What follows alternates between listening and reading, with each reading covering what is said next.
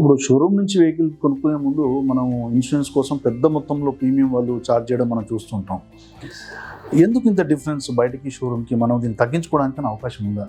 So బేసిక్గా ఏమవుతుందంటే vehicle అనేది డిమాండ్ ఉన్నప్పుడు వెహికల్ బయట అవైలబుల్ లేనప్పుడు ఏం చేస్తారంటే ఖచ్చితంగా మా దగ్గర ఇన్సూరెన్స్ తీసుకోవాలని ఒక క్లాస్ పెడతారు వాళ్ళు.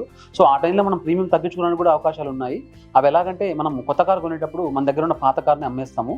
సో అమ్మేసినప్పుడు మనం కంటిన్యూస్గా పాలసీ తీసుకొని ఎలాంటి క్లెయిమ్ చేయనప్పుడు మనకి 50% వరకు నో క్లెయిమ్ బోనస్ వస్తుంది.